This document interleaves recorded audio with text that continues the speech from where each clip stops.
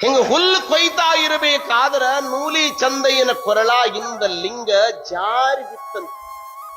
ಲಿಂಗಯ್ಯ, ನಿನ್ಯಾಕ್ ಪ್ರೀತಿ ಮಾಡ್ತಿದ್ದ ನಾನು? ನೀನಂದ್ರ ನನ್ನ ಜೀವ, ನೀನಂದ್ರೆ ನನ್ನ ಭಾವ, ನೀನಂದ್ರೆ ನನಗೆ ಸರ್ವೇಶ್ವರ ಅಂತ ತಿಳ್ಕೊಂಡಿದ್ದೆ. ನಾನು ನಿನಗೆ ಬ್ಯಾಡಾಗಿ ಹೋಗಿ ಅಂದ್ರ ಹೋಗು ಅಂದವ. ಬ್ಯಾಡಾಗಿ ಹೋಗೋರಿಗೆ ಹೋಗ ಅನ್ಬಿಡೋ ಕಷ್ಟ, ಅದಕ್ಕೇನು ಕೊರಳಾಗೈತಿಲ್ರಿ? ಹೋಗ್ತಿ, ಅದು ಹೋಗ್ಬಿಡ್ತ ಲಿಂಗ. ನೂಲಿ ಚಂದಯ್ಯ ಹುಲ್ಲಿನ ಹೊರಿ ತಗೊಂಡು ತಲೆ ಮೇಲೆ ಹೊತ್ಕೊಂಡು ಬರಾಕ್ತಿದ್ ಹಿಂದ್ ಬೆನ್ನ ತಿಂದ ಲಿಂಗ. ಏ ಚಂದಯ್ಯ ನಾನು ಕಟಿಗೋಳೋ ಮಾರಾಯ, ಏ ಚಂದಯ್ಯ ನಾನು ಕಟಿಗೋಳೋ ಮಾರಾಯ. ನಮ್ಮ ಹಿಂದಿನ ಗದಿಗಿನ ತೋಂಟದಾರ ಜಗದ್ಗುರುಗಳು ಬಹಳ ಚಂದ ಹೇಳ್ತಿದ್ರಿ ಕತೆ. ಏ ಚಂದಯ್ಯ ನನ್ನ ಕಟಿಯೋ ಕಟಿಯೋ ಕಟಿಯೋ ಅಂತಿದ್ರ. ಏಹೇ ನೀ ಬ್ಯಾಡಾಗಿ ಹೋಗಿ ಅಂದ ನಡಿ ಆ ಕಡೆ ಅಂದ್ರ. ಚಂದಯ್ಯ ಮನಿಗೆ ಬಂದ.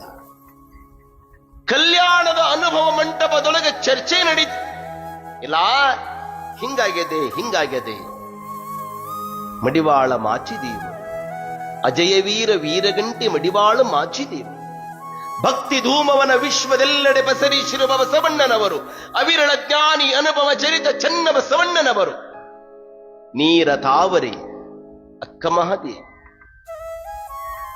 ಯೋಮ ಕಾಯದ ಗುರುಗುಹೇಶ್ವರ ಅಲ್ಲಮರು ಎಲ್ಲರೂ ಚರ್ಚೆ ನಡೆದಾಗ ಅವಾಗ ಒಂದು ಮಾತಂತನ ಚಂದಯ್ಯ, ನಾನೇನು ಕೊರಳಾಗ ಹಂಗ ಹಾಕಿಕೊಡೋದಿಲ್ರಿ ಇವನ್ನ. ಇವ ಸತ್ಯ ಶುದ್ಧ ಕಾಯಕವನ್ನು ಮಾಡಬೇಕು, ಕಾಯಕದೊಳಗೆ ನಿಷ್ಠೆ ಇರಬೇಕು. ಆವ ಕಾಯಕವಾದೊಡು ಸ್ವಕಾಯಕವ ಮಾಡಿ ಬಂದುದ ಗುರು ಲಿಂಗ ಜಂಗಮದ ಮುಂದಿಟ್ಟು ಒಕ್ಕುದ ಹಾರೈಸಿ ಮಿಕ್ಕುದ ಕೈಗೊಂಡು ವ್ಯಾಧಿ ಬಂದಡೆ ನರಳು ಜೀವ ಹೋದಡೆ ಸಾಯಿ. ಇದಕ್ಕೆ ಆ ದೇವರ ಹಂಗೇಕೆ ಬಾಪು ಲದ್ಧೆಯ ಸೋಮ ಅಂತಾನೆ ಬೀದರದಲ್ಲಿ ತೀಸಿ. ನೀ ಯಾವುದರೇ ಕಾಯಕ ಮಾಡು, ಕಾಯಕದಲ್ಲಿ ನಿಷ್ಠೆ ಇರಬೇಕು.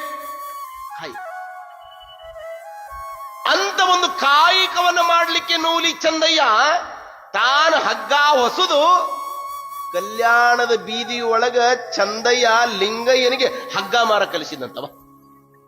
ಹಗ್ಗ ಬೇಕನ್ರಿ, ಹಗ್ಗ ಹಗ್ಗ ಹಗ್ಗ ಅನ್ನಂತವ. ನೋಡಿ, ಬಸವಣ್ಣನವರು ಒಂದು ಹಾಗ ಕೊಡೋ ಬದಲು ಎರಡು ಹಾಗ ಕೊಟ್ಟು ಲಿಂಗಯ್ಯನ ಹಗ್ಗ ತಗೊಂಡ್ರಂತವ್ರು. ಬಂದ ಚಂದಯ್ಯನ ಮನೆಗೆ ಲಿಂಗಯ್ಯ ತಗೋ ರೊಕ್ಕ ಅಂದ. ಅವಾಗ ಚಂದಯ್ಯ ನಗ್ತಾನ, ಹುಚ್ಚದಿ ನೀನು ಅಂದವ. ಯಾಕ? ನೀನು ಲಂಚಕ್ಕೆ ಕೈ ಒಡ್ಡಿ ರೊಕ್ಕ ಬಹಳ ತಂದಿ, ಸತ್ಯ ಶುದ್ಧ ಕಾಯಕವ ಮಾಡುವಲ್ಲಿ ಸದ್ಭಕ್ತಂಗೆ ಎತ್ತ ನೋಡಿದಡತ್ತ ಲಕ್ಷ್ಮಿ ತಾನಾಗಿಪ್ಪಳು. ಸತ್ಯ ಶುದ್ಧದಿಂದ ಮಾಡುವ ಕಾಯಕದಿಂದ ಕಾರಿ ಸೊಪ್ಪಾದರೂ ಶಿವನಿಗೆ ಸಲ್ಲುತ್ತದೆ.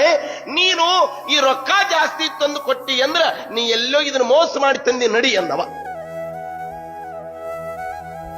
ಗುರುಗಳು ಅದನ್ನ ಹೇಳ್ತಾರೆ, ಲಿಂಗಕ್ಕಾದ್ರೂ ಆಚಾರ್ಯ ಇರ್ಬೇಕಂದ್ರೆ ಇದಕ್ಕ ನೋಡ್ರಿ.